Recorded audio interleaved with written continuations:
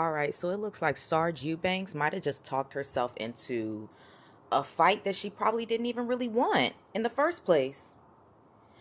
Sarge was supposed to be next up, next in line for the belt at flyweight. I thought that she was going to be the one to get the crack at basically at Valentina Shevchenko after she beats Nico. That's kind of what I thought was going to happen, but Sarge hasn't really fought enough, and all we've been seeing is like Caitlin Chukugian going out there fighting a lot, getting these wins.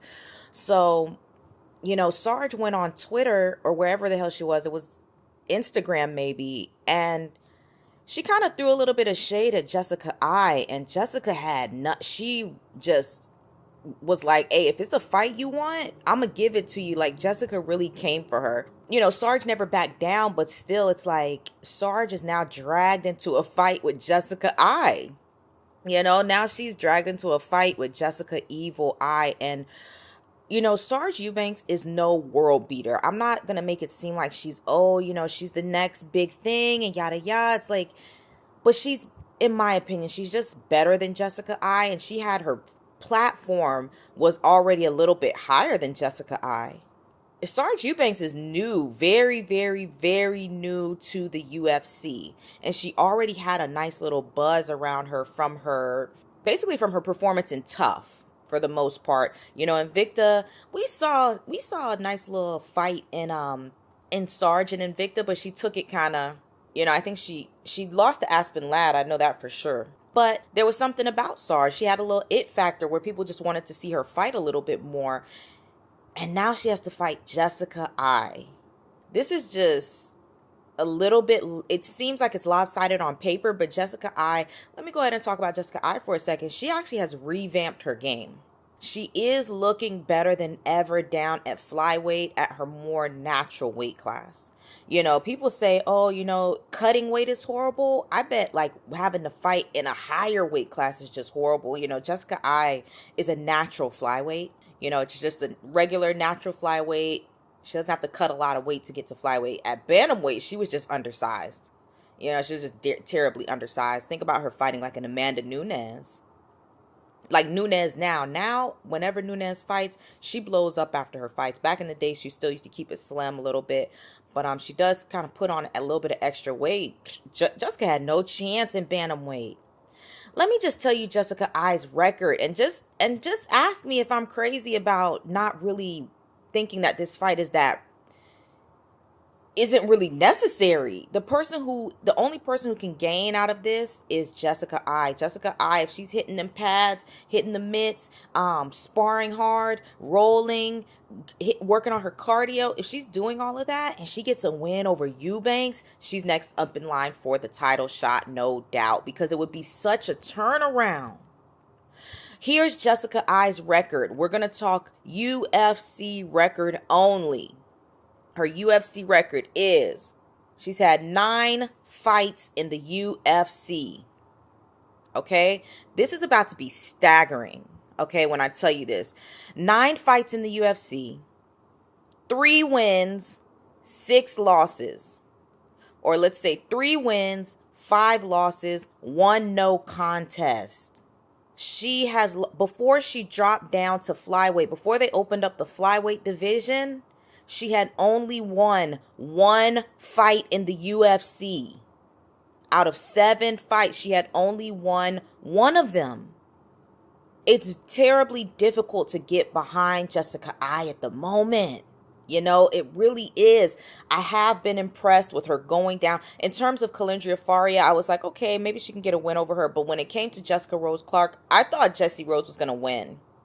I thought Jessie Rose Clark was going to take that fight easy, and she didn't. She didn't. So it's kind of like I'm starting to look at Jessica I differently.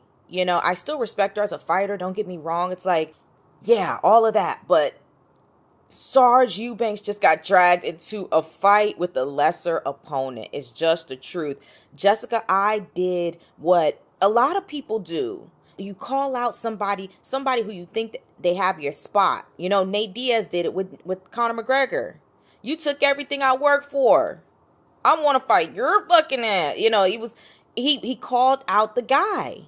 Jessica I just called out. She didn't really call her out. Eubanks kind of put herself in this position, but Jessica I stood up to the giant. She said, look, I'm not afraid of you. We can fight. We can make that happen.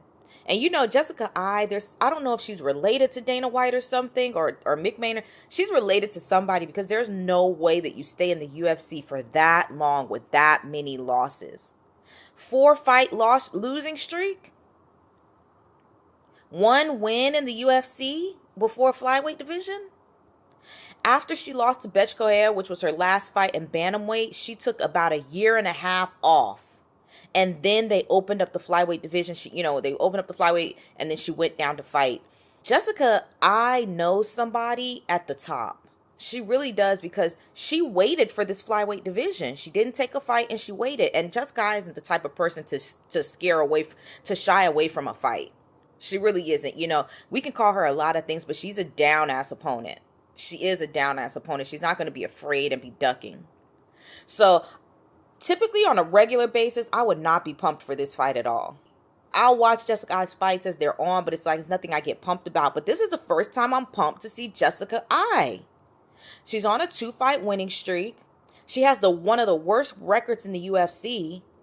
But it seems like she's changed her game around, and right now she's getting a crack at one of the top contenders in the division. And one of the top and Sijara Eubanks, this top contender in the division, she happens to be green to the UFC, right? Most of her experience comes from Invicta and Tough. She only had 1 fight in the UFC. So who knows? This might be a bit of a leap for Sijara Eubanks. I thought Sarge was going to beat Aspen Ladd. I thought she was going to go in there and beat Aspen Ladd, and she didn't. So it's just interesting. That's all I can say. But they are making this fight. They're targeting this fight for UFC 232.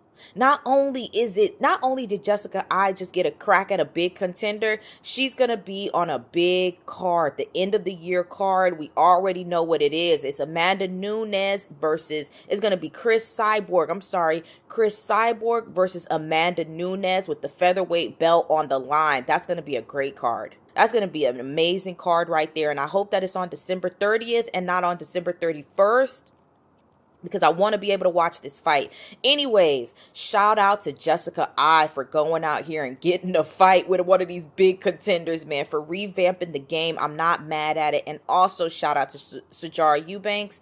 I'm going to be a fan of hers. I'm going to roll with Sijara Eubanks. I'm going to roll with Sarge. But I just know that this is she should be fighting Caitlin Chookagian. She should be fighting somebody like that. But, hey, look, no shade. We're getting another women's MMA match in the works on a good card. Can't be mad at that.